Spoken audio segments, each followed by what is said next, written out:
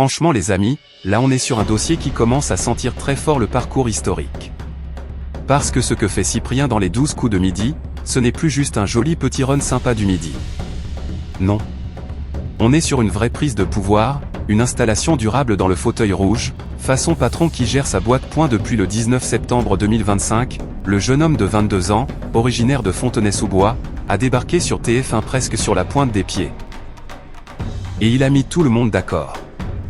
Il a éjecté Zakia, qui faisait pourtant un très beau parcours, et depuis, ses dominations tranquilles, sourire posé, culture solide et sang-froid impressionnant. Et ce qui est fort chez lui, c'est le profil. On n'est pas sur un candidat random venu tenter sa chance. Cyprien, c'est le cerveau artistique. Passionné de musique, chef d'orchestre en herbe, rêve assumé de monter un opéra. Oui, un opéra. On est sur un storytelling premium. Il l'a dit lui-même.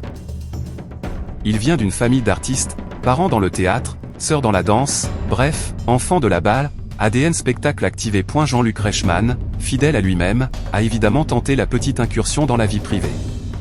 Et là, révélation, cœur à prendre. Célibataire officiel. Alors forcément, avec la visibilité qu'il est en train de prendre sur TF1, ça risque de faire bouger les lignes. La notoriété, ça transforme un quotidien. Et parfois très vite. Mais parlons cash. Parlons chiffres. Parce que c'est ça qui fait trembler la régie et qui affole les compteurs. Ce 23 février 2026, Cyprien a encore signé une victoire. Une de plus. Et sa cagnotte atteint désormais 646 103 € en gains et cadeaux. 646 103 €. On n'est plus sur de l'argent de poche. On n'est plus sur un petit pactole sympa. On est sur une somme massive qui commence sérieusement à le rapprocher du cercle très fermé des grands maîtres de midi.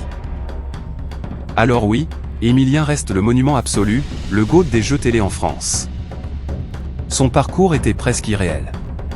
Mais attention, Cyprien avance, étape par étape, sans bruit, mais avec une régularité redoutable. Ce qui impressionne, c'est sa stabilité. Pas de panique. Pas d'excès. Il joue propre.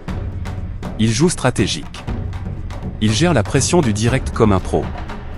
Et ça, dans le PAF, c'est précieux. Et la vraie question maintenant, ce n'est plus va-t-il encore gagner demain.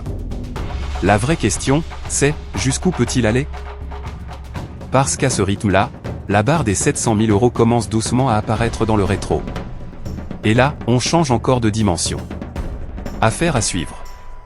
Très sérieusement.